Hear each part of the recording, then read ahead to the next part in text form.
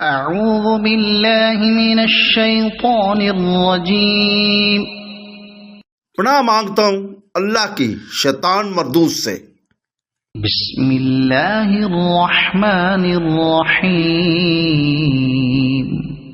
شروع کرتا ہوں اللہ کے پاک نام سے جو بہت بڑا مہربان نہایت رحم والا ہے۔ ان طلقتموهن من قبل ان تمسوهن وقد فرضتم لهن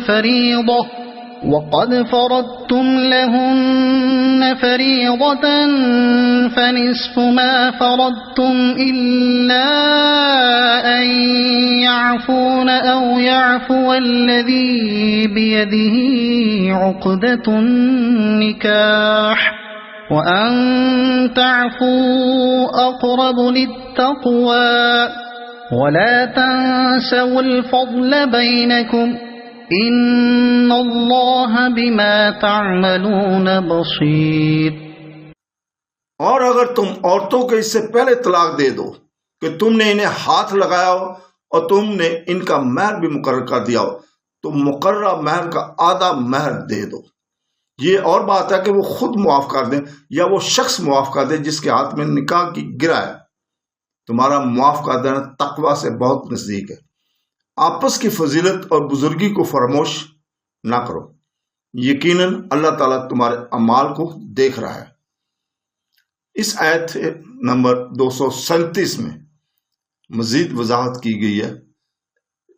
ابن کثیر نے اس کی تفسیر اس طرح کی ہے کہ اس آیت میں صاف دلالت ہے اس عمل پر کہ پہلی آیت میں جن عورتوں کے لیے متع مقرر کیا گیا تھا وہ صرف وہی عورتیں ہیں جن کا ذکر اس آیت میں تھا، کیونکہ اس آیت میں یہ بیان ہوا ہے کہ دخول سے پہلے جب کہ طلاق دے دی گئی اور مہر مقرر ہو چکا تو آدھا مہر دے دینا پڑے گا۔ اگر یہاں بھی اس کے سوا کوئی اور متع واجب ہوتا تو وہ ضرور ذکر کیا جاتا ہے، کیونکہ دونوں آیتوں کے دونوں صورتیں ایک کے بعد ایک بیان ہو رہی ہیں۔ اس صورت میں جو یہاں بیان ہو رہی ہے آدھے مہر پر علماء کا اجماع ہے، لیکن 3 کے نزدیک پورا مہر اس وقت واجب ہو جاتا ہے جبکہ خلوت ہو گئی، یعنی میاں بیوی تنہائی کی حالت میں کسی مکان میں جمع ہو گئے، گو ہم بستری نہ ہوئی ہو۔ امام شافعی رحمۃ اللہ علیہ کا بھی یہی قول یہی ہے کہ خلفۂ راشدین کا فیصلہ بھی یہی ہے، لیکن امام شافعی رحمۃ اللہ علیہ کی روایت سے حضرت ابن عباس رضی اللہ تعالیٰ سے مروی ہے کہ اس صورت میں بھی صرف نصف مہر مقرر ہی دینا پڑے گا۔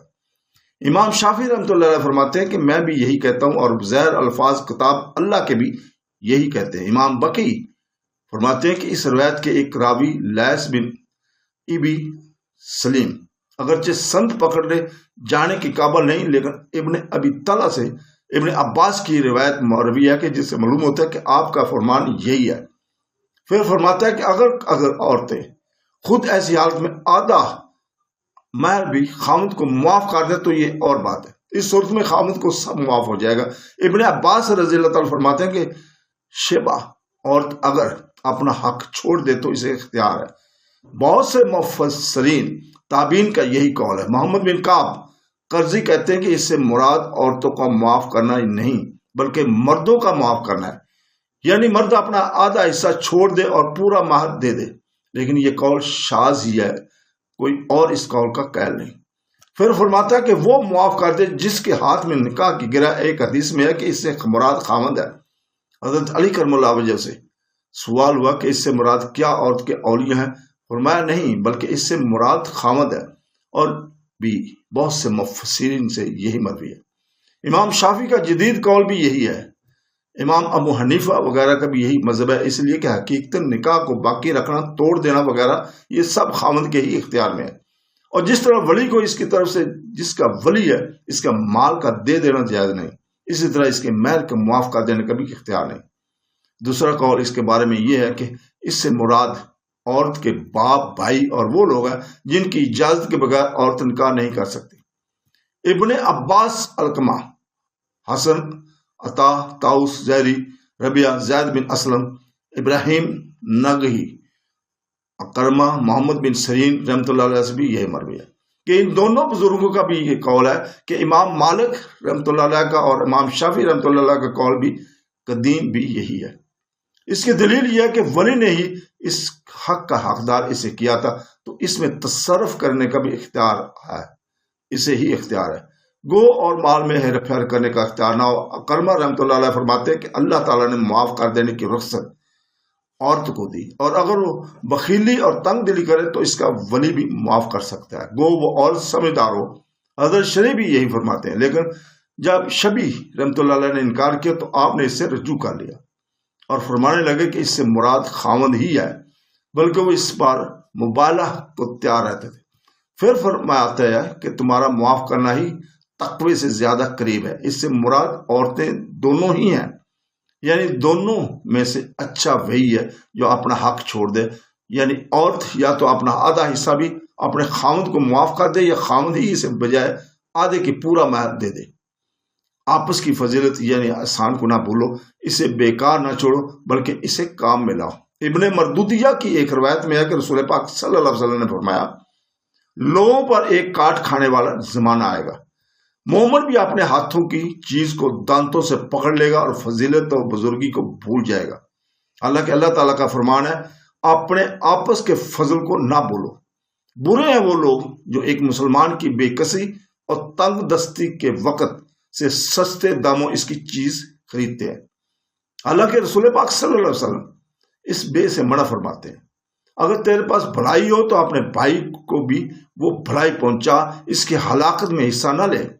ایک مسلمان دوسرے مسلمان کا بھائی ہے، نہ اسے رنج اور غم پہنچا، نہ اسے بھلائی سے محروم رکھ۔ حضرت اون حدیثیں بیان کرتے جاتے اور روتے جاتے، یہاں تک کہ آنسو داڑھی سے ٹپکتے رہتے، اور فرماتے، میں مالداروں کی صحبت میں بیٹھا اور دیکھا کہ ہر وقت دل ملول رہتا ہے، کیونکہ جدھر نظر اٹھتی ہے ہر ایک کو اپنے سے اچھے کپڑوں میں، اچھی خوشبوؤں میں اور اچھی سواریوں میں دیکھتا ہوں۔